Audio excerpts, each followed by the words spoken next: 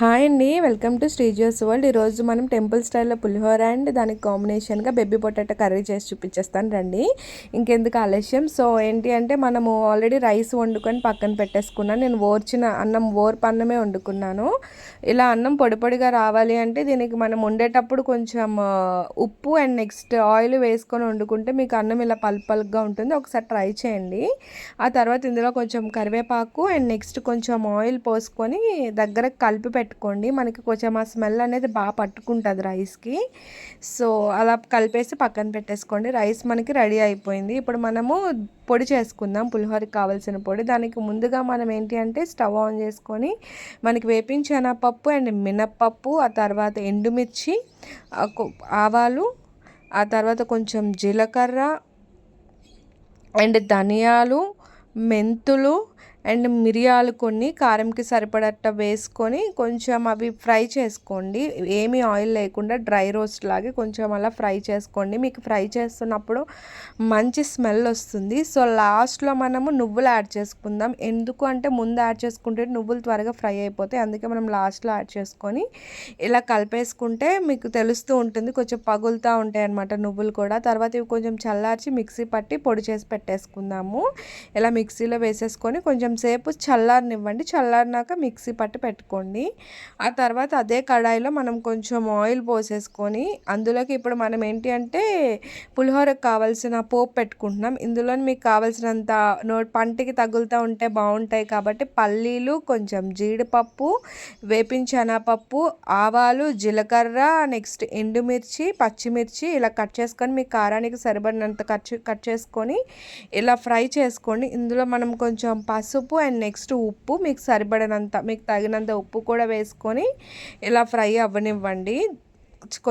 కొంచెం స్లో ఫ్లేమ్లో పెట్టుకొని అన్నీ మంచిగా ఫ్రై అయితే మీకు కరకరలు ఆడుతూ ఉంటుంది. తిన్నప్పుడు ఆ క్రిస్పీనెస్ మీకు తెలుస్తుంది.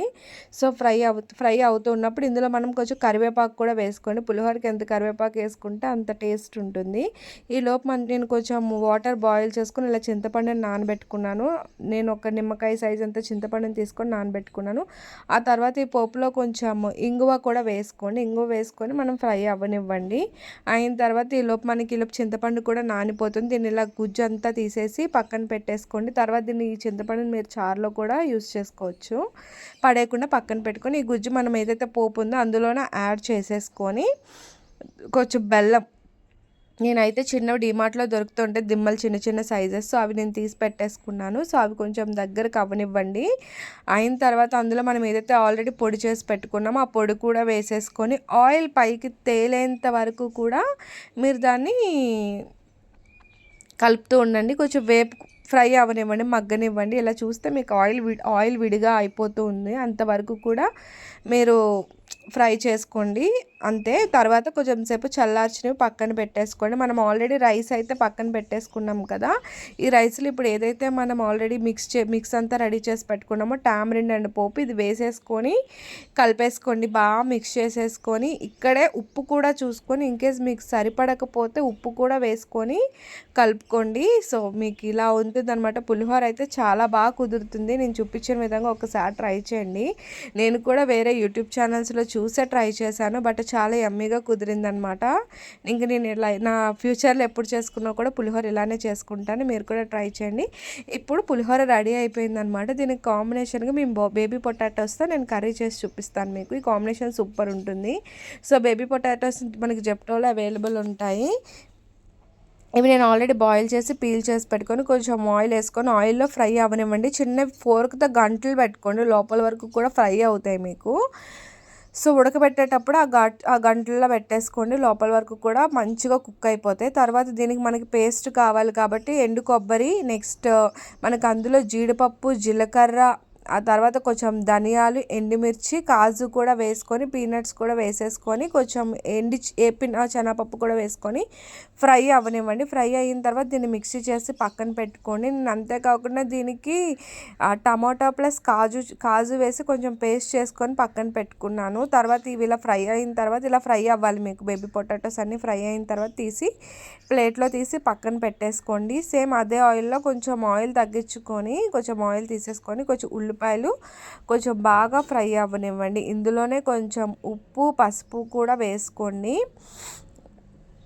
వేసుకొని కొంచెం వేపుకోండి. కొంచెం నాకు కోల్డ్ అయింది, సో నా వాయిస్ కొంచెం ఇగ్నోర్ చేయండి. సో తర్వాత ఏదైతే మనం ఆల్రెడీ మిక్సీ చేసి పెట్టుకున్నామో టమాటా అండ్ కాజు పేస్ట్ ఇందులో వేసేసుకొని కొంచెం బాగా కలుపుకొని కొంచెం కారం కూడా వేసుకోండి, ఆ క్లిప్ మిస్ అయిందనమాట. సో తర్వాత మనం ఏదైతే పౌడర్ చేసి పెట్టుకున్నామో ఆ పౌడర్ కూడా వేసేసుకొని కొంచెం వాటర్ వేసి బాగా మగ్గనివ్వండి. కొంచెం అవి వాటర్ ఇలా బబుల్స్ వస్తున్నప్పుడు ఇవి ఏవైతే బేబీ పొటాటోస్ ఉన్నాయో అవి కూడా అందులో వేసేసుకొని బాగా కలుపుకొని, ఇన్కేస్ మీకు ఉప్పు సరిపోకపోతే చూసుకొని ఇలా అయ్యేటప్పుడే మీరు ఉప్పు కూడా అడ్జస్ట్ చేసేసుకోండి. ఎంత టైం పట్టదు, కర్రీ అయితే చాలా సింపుల్గా అయిపోతుందండి. అంతే, స్టవ్ ఆఫ్ చేసేసుకొని ఇంకా సర్వ్ చేసేసుకోవడమే. Super yummy combination. మీకు నచ్చితే లైక్ చేసి వీడియోకి లైక్ చేసి ఛానల్ సబ్స్క్రైబ్ చేసుకోండి. Thanks for watching.